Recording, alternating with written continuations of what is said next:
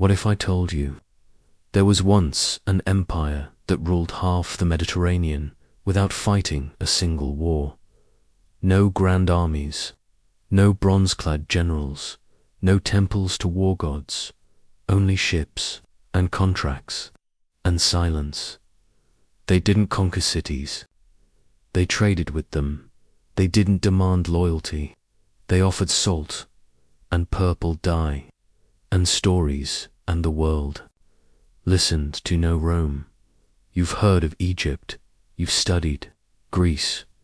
But before all of them, there was Carthage, not the Carthage of Hannibal, not elephants crossing the Alps, but an earlier Carthage, quieter, richer, almost invisible. Its coins have been found in Britain, its writing seen in Malta, its dye worn by kings from Tyre to Sicily. And yet, few today can tell its story, because history loves a battle. But this empire avoided them. So how did a city without soldiers come to shape the sea? How did merchants build what armies could not? How do we forget the most peaceful empire in history? Tonight, we'll sail into that silence. We'll walk the ports, smell the spices, hear the coins clink, not swords clash. We'll meet a civilization that rose, not through fire, but through trust. And maybe, as the waves rock gently, you'll fall asleep to the softest empire the world ever knew. Long before Rome claimed the Mediterranean, before Caesar crossed the Rubicon, before Alexander marched eastward, there were the sailors of Tyre. They came from what we now call Lebanon. Thin strips of coastline, stone cities, purple cloth. They were called Phoenicians, and they loved the sea more than land. They didn't build pyramids, they didn't write epics, they built boats sleek, fast, strong, and they sailed. They didn't fight for land, they searched for harbors, little bays, safe coves, places to drop anchor, trade a few jars of olive oil, then move on.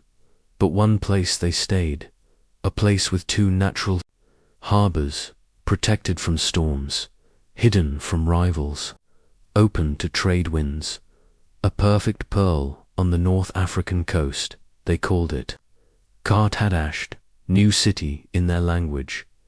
Today we know it as Carthage. It wasn't born with fire, it was born with salt spray, not with conquest, but with calm tides. By 800 BCE, Carthage was more than a settlement. It was a promise, a gateway to silver from Iberia, to tin from Britain, to grain from Sicily, to gold from the desert. It grew not by sword, but by sail. Ships came in with cedar, wine, ivory. Ships left with glass, dye, fish sauce, and every dock spoke a different tongue. You wouldn't hear marching boots. You'd hear merchants arguing over olives, kids chasing fish, sailors singing hoarse lullabies as nets dried in the sun. This was an empire of linen, not leather, of ledgers, not spears. They had no emperors, only councils, merchant guilds. Elders' decisions were slow, but stable power rotated. Profit ruled, and yet it worked. Carthage didn't need walls everywhere. It had agreements, treaties, ports, loyal, not by fear, but by need. To be Carthaginian was not to conquer. It was to connect. Their religion, like their trade, was ancient and adaptable. They honored Baal and Tanit, but also respected the gods of those they met at each port. They'd pour a little oil, say a little prayer, just in case. Their temples were modest, but their warehouses enormous. Instead of fortresses, they built markets. Instead of war drums, they sounded bells to signal ships arriving from Cyprus, from Egypt, from the misty isles of Albion. And always, always, they listened to weather, to waves, to whispers, not of battle, but of bargains. You might think that sounds fragile, a city of trade, with no army, but Carthage lasted for centuries. Peacefully, it didn't spread by flame. It spread like fragrance, subtle, pervasive, a presence in every port. You wouldn't notice it at first, a coin, a word, a fabric dye, but over time you'd see Carthage was everywhere, and yet nowhere, a ghost empire, hidden behind trade winds. Step inside Carthage, not through gates, but through sails. There were no towering statues of kings, no arches of triumph, no generals parading through marble streets. Instead, bustling markets, shaded courtyards, whispers of deals. Carthage wasn't ruled by a single man. It was ruled by many, merchants, elders, councils. They had a system called the Suffet, 2 elected officials, serving together, balancing each other out. Not unlike Roman consuls, but earlier and quieter. Power was shared and passed down through influence, not inheritance. There were judges, not executioners, contracts, not decrees. Laws were respected because they worked, not because they terrified. No grand armies stood ready, just citizens, sometimes mercenaries, but mostly they hoped not to need either. Defense was not their strength. Prevention was. They built alliances, not fortresses. They shipped wine instead of warriors, and it worked for centuries. Why invade when you could invest? Why burn cities when you could buy their grain? Carthage understood something most empires forget. Fear fades, but dependence lasts. Make yourself useful enough, needed enough, and you won't need armies. Your value will protect you. They had no grand myths of conquest, no sacred scrolls of battle glory. Their heroes were navigators, deal-makers, explorers. The names remembered weren't generals, they were traders. They mapped winds, charted currents, named coasts centuries before anyone else. They sailed beyond the Pillars of Hercules, what we now call the Strait of Gibraltar, perhaps even to West Africa. And when they found new land, they didn't claim it with flags or blood. They built a dock, traded some goods, moved on. Their power was not planted. It flowed, and with it, their culture traveled. You could find Carthaginian pottery in Sardinia, coins in Gaul, glass beads in Ireland. But the Carthaginians themselves remained elusive. They didn't inscribe poems about themselves. They didn't leave monuments to boast. They left footprints, faint, scattered, but real, to walk the edges. Of ancient Europe was to walk through Carthaginian shadows. Their city was clean, well-run, efficient. They had sanitation systems, sophisticated port design, even apartment-style buildings. All of it built not for glory, but for function. Where others built to impress, Carthage built to endure. Their economy was vast. Ships came in with perfumes, spices, wool. Ships left with linen, glassware, dried fish. Customs officers tallied goods. Dock workers sorted crates. Slaves and freedmen alike played roles in the humming machine. They had warehouses stacked high with tin from the north, ivory from the south, dates from the desert, and ledgers carefully inked in Punic script. It was a city of order, not enforced by spears, but by systems. And it felt quiet, not in silence, but in purpose. No riots, no parades, just motion, just motion, just. Business Carthage wasn't a spectacle.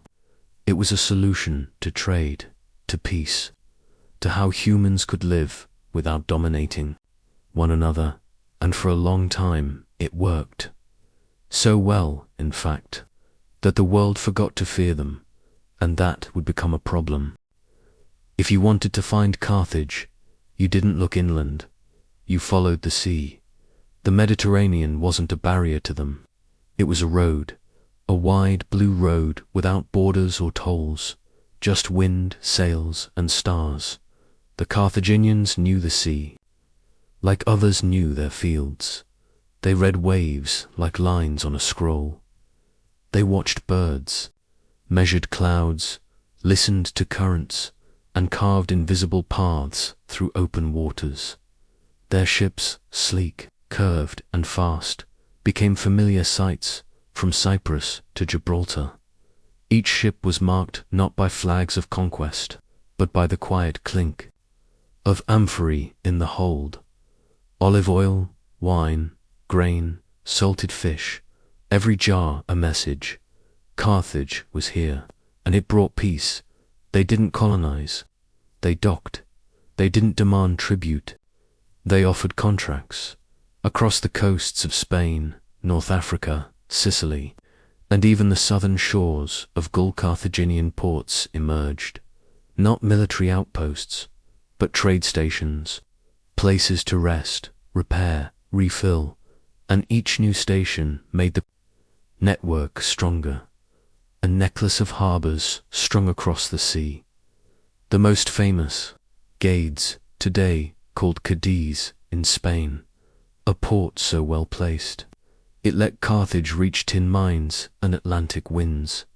A post so trusted, its merchants were welcomed by Celtic tribes far beyond the coast. These weren't colonies with governors and soldiers.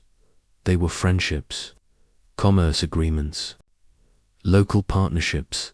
Carthage had a way of entering a place without taking it, of being present without being oppressive. And so their influence grew, not tall like an empire, but wide like the sea itself. They even signed treaties with rivals Rome. Among them, the early pacts were clear and careful. This far you trade, this far we trade. You stay on your shores, we stay on ours. It wasn't tension, it was navigation, and for a time it worked. Rome, young and hungry, looked to the land. Carthage, older and richer, looked to the sea. They circled each other warily, but distant. Each knew the other was powerful, but in different ways. Rome with its legions, Carthage with its ledgers, one ruled by sword, the other by sail. But to many watching from afar, Carthage seemed stronger. It didn't need to fight. It already had everything. Its merchants were everywhere, its coins accepted widely, its goods in every market, and its ships. They moved faster than news. In the ancient world, that was power. And yet, Carthage didn't gloat. It didn't expand. With pride, it expanded by necessity to feed its people, to fuel its markets, to keep the sea calm.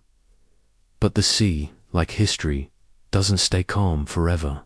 Storms gather, rivals grow, and peace, no matter how gentle, is never permanent. For now, though, Carthage was at its height, a city of sails, of salt and silver, of treaties and tides, an empire not of conquest, but of connection. And in that rare, fragile balance, the world turned quietly. To understand Carthage, you have to meet its people, not kings, not generals, just people. Shopkeepers arranging dried figs, scribes tallying crates of ivory, fishermen gutting mullet by moonlight, children chasing clay toys through alleyways, priests lighting oil lamps before dawn touches the sea. These were Carthaginians, not soldiers, not slavers, not saints, just workers. Carthage wasn't a land of glory. It was a city of labor. Ships didn't sail themselves. Markets didn't fill magically. Spices didn't sort on their own. It all came from hands, from minds, from practice. They didn't tell tales of gods in golden chariots. They whispered proverbs about fair trade. They didn't sing war songs.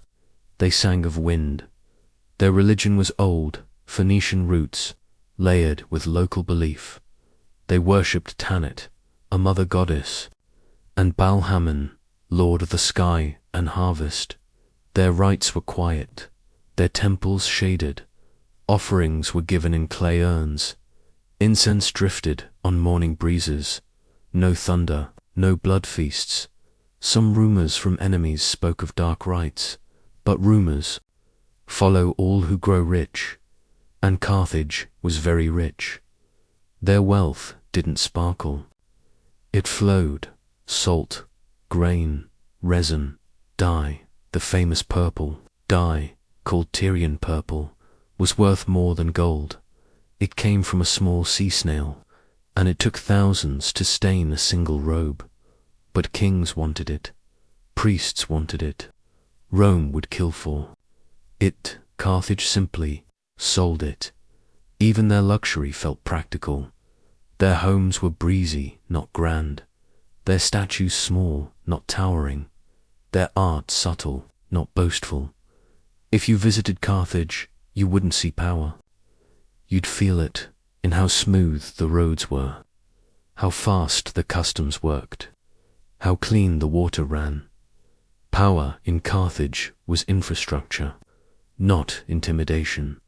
And that power came from choosing peace, not because they were weak, but because they were. Smart. War was bad for business. It disrupted trade routes, closed ports, burned storage, scared partners. So Carthage avoided it, deliberately, skillfully. If a city grew restless, Carthage sent gifts, not soldiers. If pirates appeared, they paid locals to handle it quietly. If a deal failed, they made a better one. It wasn't cowardice. It was calculation, because Carthage had seen what war did. They had watched other cities rise in fire and fall just as fast. They had heard the cheers of conquest followed by the wails of famine. They chose another path, but even that path requires defense. And in time, Carthage realized, to protect peace, you must prepare for when it ends. So they built ships, hundreds, not for attack, but for presence. They formed a navy, quiet, efficient, always on the horizon, to remind the sea that Carthage was watching.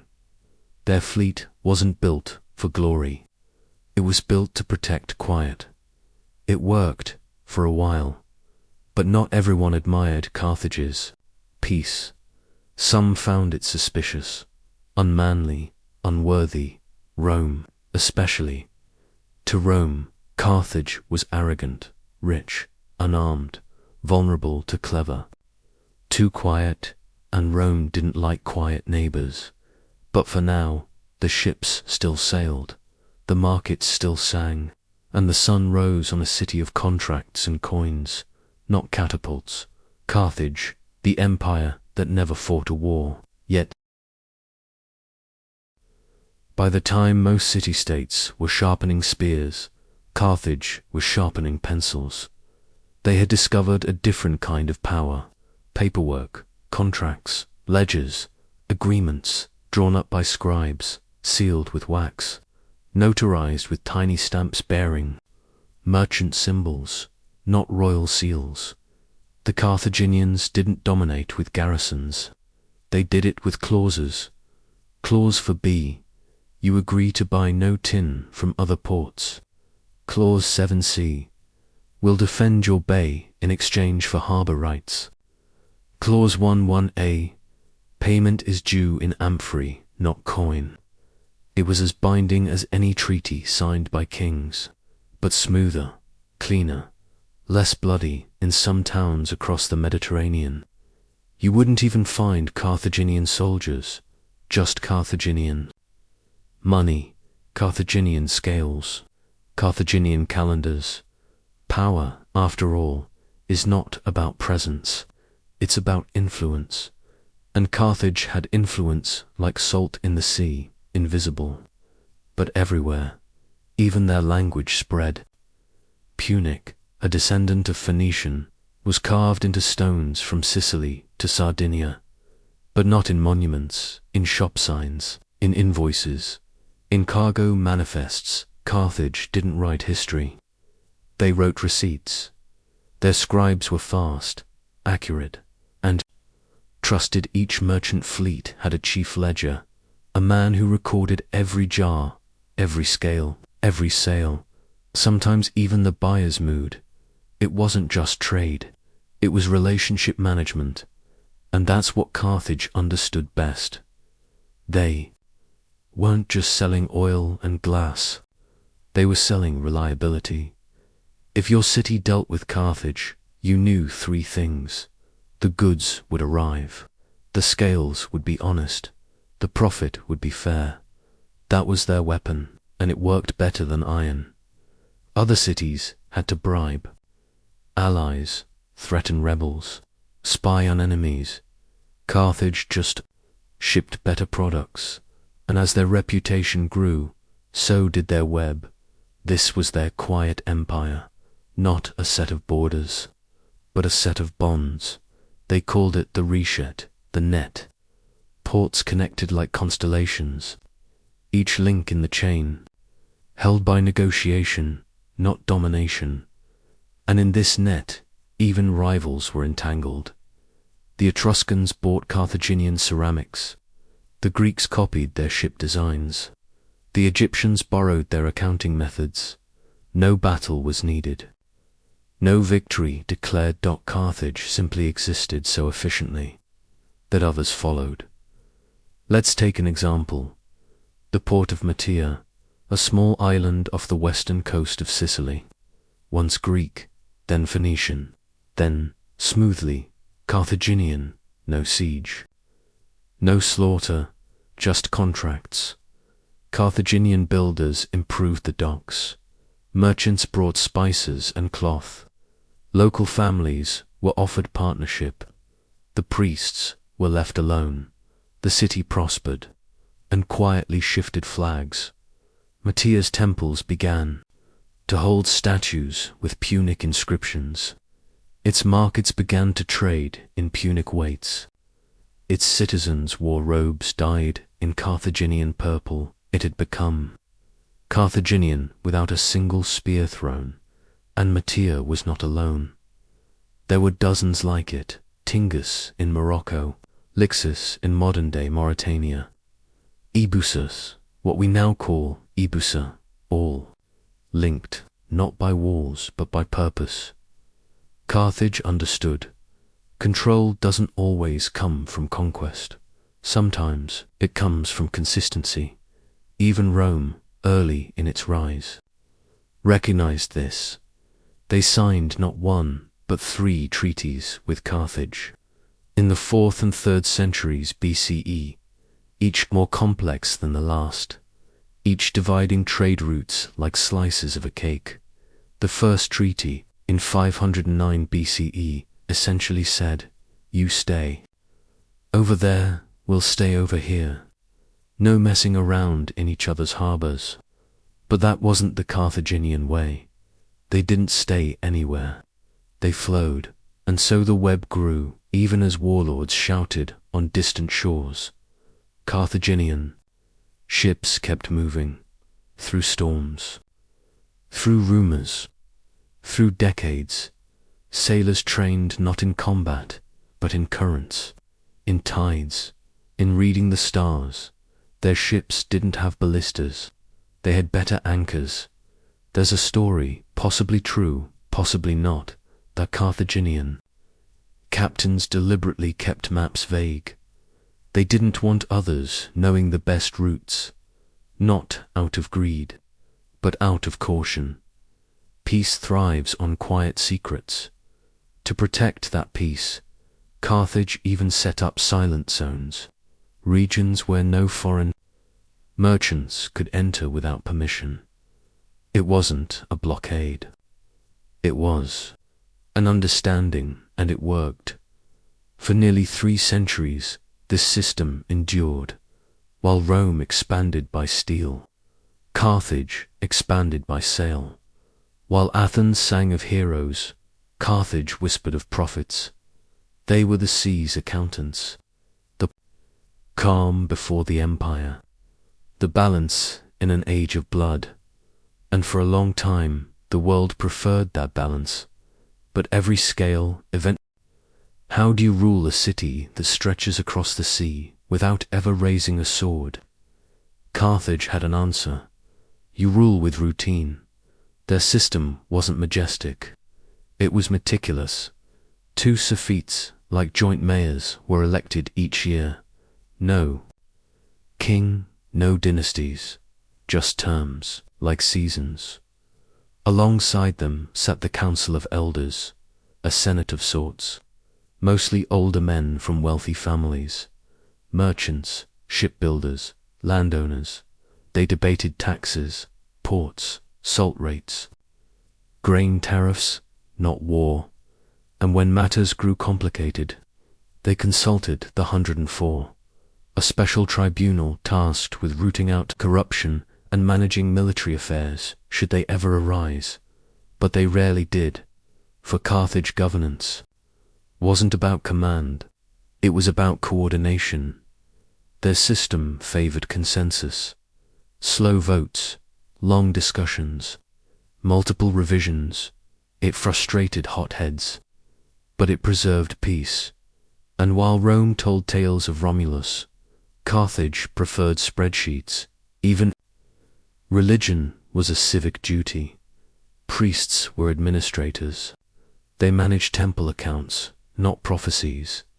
They oversaw sacred groves, maintained oracles, but also ran warehouses. Worship wasn't dramatic, it was daily. Offerings of grain, burnt incense, a drop of wine at the dock. The gods were business partners, not warlords, and in this culture of routine, there was stability. Children grew up expecting, not conquest, but contracts. Education focused on navigation, languages, bookkeeping. A Carthaginian boy didn't train with swords. He trained with scales. A girl, she might run a spice stall by age 16. Women, while not ruling publicly, were vital behind scenes, in trade, in property, in temple life. Slavery existed, yes, as in most ancient cities, but Carthage's slaves were often debtors, captives of shipwreck, or people in temporary service, and they could earn freedom, because in a society based on trade, everyone had a price, even liberation. This pragmatic spirit extended to everything. When crops failed in one region, ships diverted grain. When a market overstocked with silver, they adjusted routes, and through it all, the sea was their ledger. But no system is perfect, and cracks eventually show. Some families began to consolidate power. The Meganid clan, for instance, wealthy, influential, with ties to Iberian mines and local politics, they began to dominate elections, control routes, sway votes, nothing illegal, just familiar, oligarchy by drift, and some citizens began to ask, who are we really serving, the Republic or the richest? Still, the machine kept humming, because Carthage's genius was not in its idealism, but in its momentum. Even those frustrated by the system benefited from it. No one starved, no one froze, no one begged for bread in a city of balanced books. Compare that to Rome, rife with class wars, land disputes, consuls overthrowing one another. Carthage looked boring, and boring was safe. That's the thing about peaceful power. It's invisible when it works, but once it stutters, suddenly everyone notices. One such stutter was Sicily. The island had long been shared, its ports dotted with Carthaginian stations, its cities mingled with Greeks, its coastlines courted by Rome. Carthage tried, as always, to maintain balance. Traders, treaties, temporary pacts, but tensions rose. A minor skirmish, a call for aid, a disagreement over an island fortress, and suddenly Rome was involved. Carthage had always preferred quiet borders. Rome did not. It wasn't a declared war. It was an escalation, an unraveling, a slow creeping shift from commerce to conflict. Back in Carthage, the council debated, do we send ships, hire mercenaries, build fortresses? These weren't questions they were used to asking. They knew salt prices, not siege engines. Still, they acted cautiously, hesitantly. They hired soldiers, not citizens, but mercenaries from Numidia, Gaul, and Iberia, paid hands to guard their peace. It worked, briefly, but mercenaries don't fight for loyalty. They fight for pay, and when pay stalls, so does peace. But we're getting ahead of ourselves, because even at this moment, as tensions brewed, Carthage remained a marvel of maritime efficiency. Its docks gleamed, its markets thrived, its citizens lived long, relatively safe lives in an age of sword and spear. They had chosen ledger and sail, and for centuries that choice worked. No empire lasts forever, but Carthage had lasted longer than anyone expected, by not fighting, by not conquering, by simply enduring. And that, in the ancient world, was the rarest victory of all. Carthage never wanted to rule the world, but sometimes the world walks in any way. It began with Sicily, always Sicily, a fertile island, perfectly placed, too close to ignore. For centuries, Carthage had a presence there, trading posts, merchant families, a few agreements with local rulers, no battles, just business. But others noticed the Greeks, the Romans. Sicily wasn't just an island anymore. It was a question: who gets to define the sea? In 264 BCE, that question became war, the First Punic War, and suddenly, Carthage had to do what it had avoided for centuries: fight. It wasn't ready. Its nav, a strong YES, was built for protection, not invasion. Its soldiers, mostly mercenaries, were brave, but not loyal. Its generals, skilled at defense, weren't used to prolonged campaigns. Rome, on the other hand, was born for this. It had citizens eager for glory, commanders thirsting for land, a senate that believed conquest was destiny. And so, for the first time, Carthage found itself playing by someone else's rules. They tried to adapt. They built new ships, copied Roman designs, even invented the corvus, a boarding device that turned sea battles into land battles. Clever, but desperate. They hired new mercenaries, more ruthless, more expensive. They sent diplomats, raised taxes, delayed payments. The seams began to stretch, and the war dragged on. For 23 years, trade slowed, ports silenced, markets trembled. Peace, so carefully woven, began to unravel. The people grew tired. The council argued. The merchants hesitated. Was the fight worth it? Rome thought so. They kept coming, kept pushing, kept bleeding. Carthage lost Sicily, its first real wound, a cut not from betrayal, but from overconfidence. Still, they endured. They paid Rome a heavy indemnity, agreed to withdraw, and turned back to what they did best: rebuild, recover, reconnect. But peace was no longer in fashion. In the decades that followed, Carthage strengthened its holdings in Iberia, not with soldiers, but with silver. The mines of Spain became its new heartbeat, and with that silver they built a new future. New ships, new treaties, new hope. And one man who would change everything: Hamilcar Barca, a general, but also a father, a merchant, and a realist. He saw what Rome wanted, and he knew Carthage could not survive by being polite. So he raised his son Hannibal with a different vision, not of trade, but of resistance. In Iberia, Hamilcar trained armies, built forts, taught tactics, all while sending shipments of copper and tin back to Carthage. He knew war was not over, only paused. Carthage, at home, returned to routine, but under the surface it was changing. The Magonid families, once dominant, faded. The Barcid faction rose, and with them, a new philosophy. Peace is precious, but not at any price. It was subtle. The council still debated trade deals.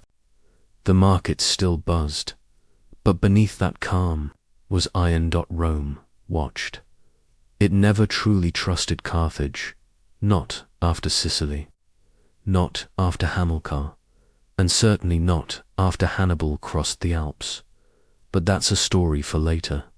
For now, Carthage was transforming. Still no emperors, still no slogans, just a quiet awareness. If peace is to survive, we must now learn to survive war. They began training citizens, limited conscription, more formal garrisons, still modest, still behind Rome, but prepared. The navy was rebuilt. Faster, larger, better crewed. Carthaginian captains sailed farther, as far as Britain. Perhaps not just for trade, but for intelligence. Rome wasn't just a neighbor anymore. It was a shadow, always watching, always assuming. And with every move Carthage made, Rome questioned, is this commerce or preparation? The answer, of course, was both. Because for Carthage, there had never been a difference. Even in conflict, they negotiated. Even in war, they traded. Even as enemies marched, they stocked warehouses. Peace wasn't a slogan. It was strategy, but strategies evolve. And Carthage, born of salt and sail, was entering a new age. An age where calm would no longer be enough. There is a moment in every peaceful civilization when silence becomes suspicious. For Carthage, that moment had a name: Hannibal. He wasn't born into war. He was born into warning. At the age of 9, his father made him swear hand placed over a sacrifice that he would never be a friend of Rome. Not a vow of hatred, a vow of memory. Rome had humiliated Carthage, taken Sicily, drained its silver, mocked its caution. Hannibal was taught that peace was beautiful, but fragile, that one must protect it by preparing for its end. He grew in Iberia, among miners, traders and soldiers, learned from mercenaries, listened to weathered sailors, read Roman tactics like a second language. He didn't seek glory, he sought balance, a world where Carthage would not bow again. And when his father died and his brother fell, Hannibal rose, not by ambition, but by absence. He became commander of Carthage's Iberian forces in his 20s, young, brilliant, focused. Then came Saguntum, a city under Rome's protection, though not officially Roman, a test case, a tripwire. Hannibal attacked. Rome, of course, objected, but Carthage's Senate hesitated. Some said, "We did not approve this." Others said, "We must support our general." Still others whispered, "Perhaps it is time." The vote was split. The hesitation costly, because Rome didn't wait. They declared war, and suddenly Carthage's old reputation returned not as conquerors, but as calculators. Only this time, the calculation had changed. Hannibal crossed the Alps. An act so impossible it became myth. Elephants, snow, frozen rivers, starving troops, but he made it. And Italy was never the same. For nearly 16 years, Hannibal fought on Roman soil. He won battles that would be studied for 2,000 years. Trebia Lake, Trasimene, Cannae, especially Cannae, a battle so precise, so devastating, that Rome lost more men in a day than in years. It was not just a victory. It was a message. Carthage could fight when it had to. But here's the twist. Hannibal didn't sack Rome, didn't burn cities, didn't massacre civilians. He wanted allies, not ruins. He tried diplomacy, tried to flip Rome's Italian partners, tried to offer what Carthage had always offered, a better deal. But Rome refused. They weren't fighting for survival. They were fighting for dominance, and slowly the tide turned.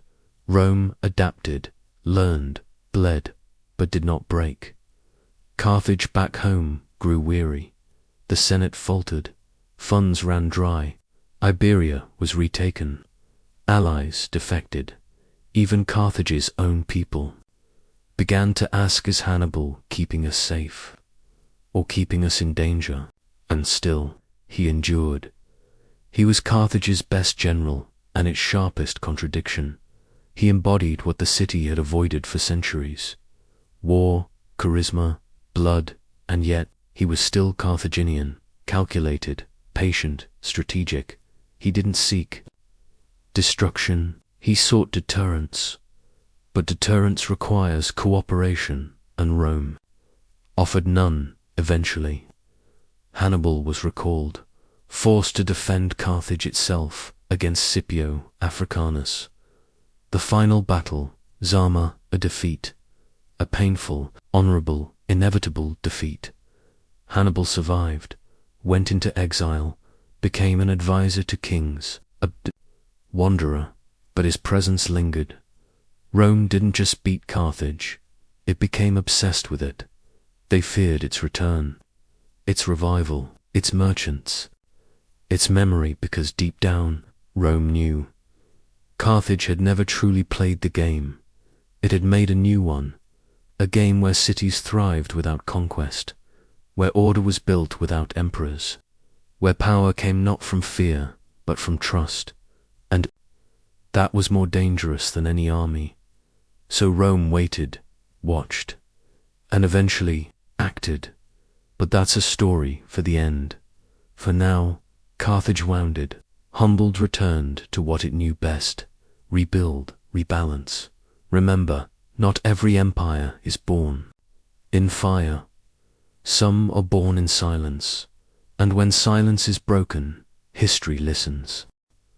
Most cities, after losing a war, that catastrophic collapse, not Carthage. After Zama, Carthage was stripped. No navy, no army, no empire. Its lands in Iberia were gone, its ships surrendered, its payments to Rome crippling. And yet, the city survived, not through rebellion, not through revenge, but through resilience. They went back to what they had always known: trade, in the ashes of defeat.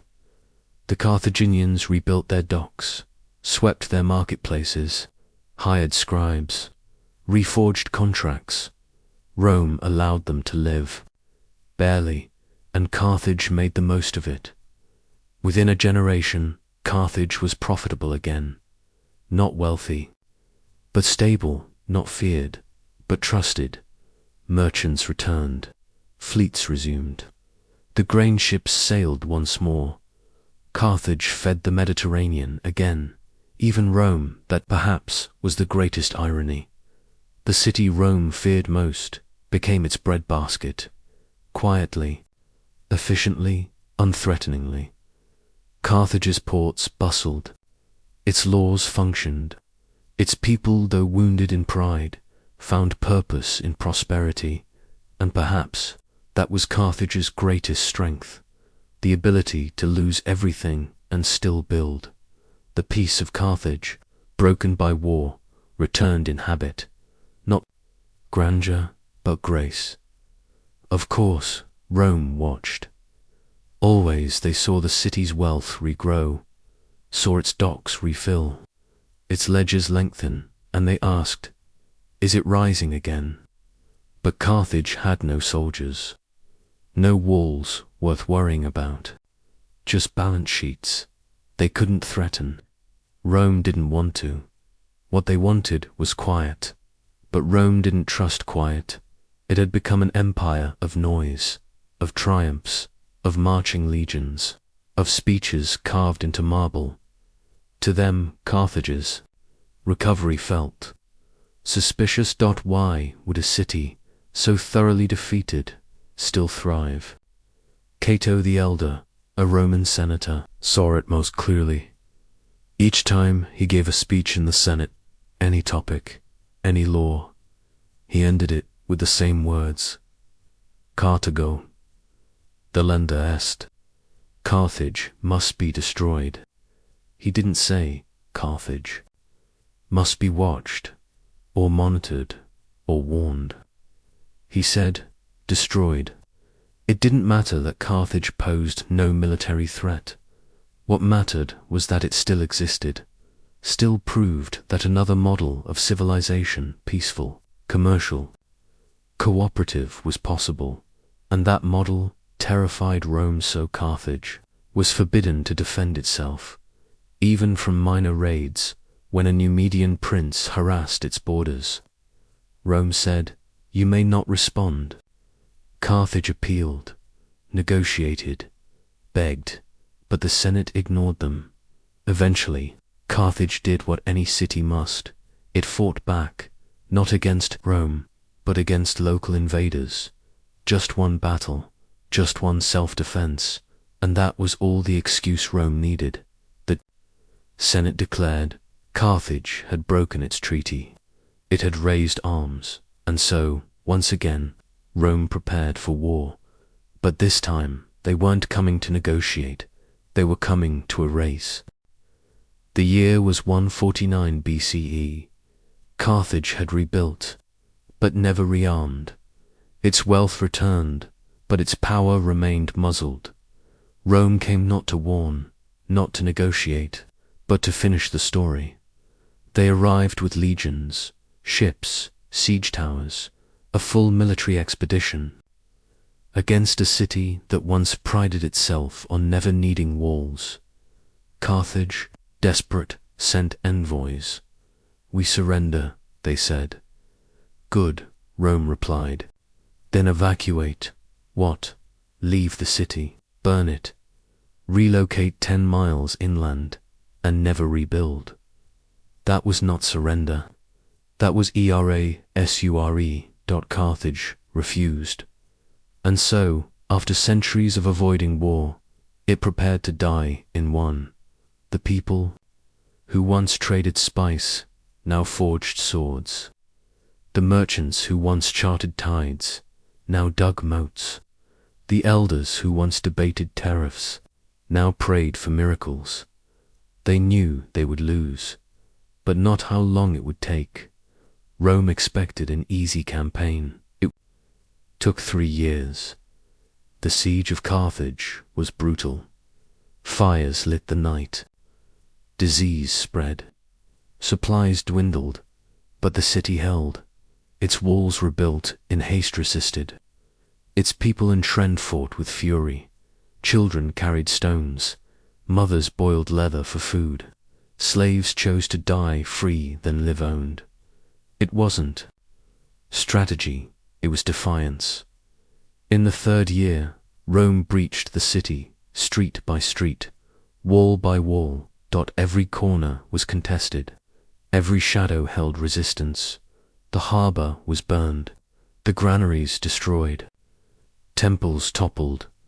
The final stand took place in the Byasa Hills citadel. Carthaginians barricaded themselves, refusing surrender. When the flames reached them, some threw themselves into the fire rather than be captured. Rome won, but even they did not celebrate. The destruction was too total, too quiet. They salted the earth, so nothing could grow, or so the story goes. But salt cannot erase memory. The peace of Carthage was not just its policy, it was its legacy. Long after the walls fell, Carthage lived in ideas, in the way cities trade, in the way councils meet, in the way ports work, in the belief that not all empires must conquer to thrive. Rome destroyed a city, but it could not destroy the truth that Carthage had shown. There is power in choosing peace, even when peace does not last.